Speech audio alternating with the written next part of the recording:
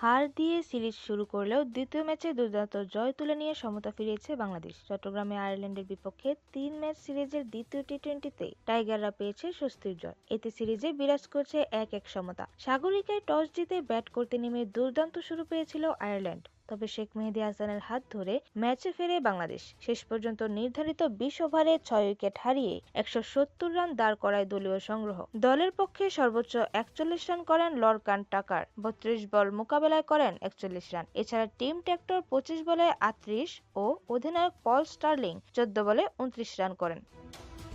বাংলাদেশের পক্ষে শেখ মেহেদী মাত্র ২৫ রান খরচায় শিকার করেন ৩টি উইকেট। একটি করে উইকেট পান তানজিম হাসান সাকিব ও মোহাম্মদ সাইফুদ্দিন। জবাব দিতে নেমে শুরুতে তানজিদ হাসান তামিমকে হারিয়ে ফেলে বাংলাদেশ। ১০ বলে ৭ রান করে আউট হন তামিম, তবে পারভেজ হোসেন ইমন ও লিটন দাস হাল ধরে রাখেন। ২৮ বলে ৪৩ রান করে ইমন বিদায় নিলেও ৩৭ বলে ৫৭ রান করে ক্ষান্ত হন লিটন। হাকান ৩টি করে ৪ ছক্কা। তাদের দুজনের বিদায়ের পর ১৭ বলে ২২ রান করেন সাইফ হাসান। আগের ম্যাচে ভালো ইনিংস খেলা তাওহিদ হৃদয় সে সুবিধা করতে পারেননি। ৯ বলে ৬ রান করে তিনি বিদায় নিলে কিছুটা চাপ ভোর করে আসে। ৭ বলে ৫ রান করে বিদায় নেন নুরুল হাসান সোহানও, তবে মোহাম্মদ সাইফুদ্দিন ক্রিজে এসে চাপ দূর করেন। তার ক্যামিওতে জয়ের স্বপ্ন ধূলিসাৎ হয় সফরকারী দলের। ৭ বলে ১৭ রান করে অপরাজিত থাকেন সাইফুদ্দিন। ৩ বলে ৬ রান করে অপরাজিত থাকা মেহেদীর ব্যাট থেকে আসে জয়সূচক রান।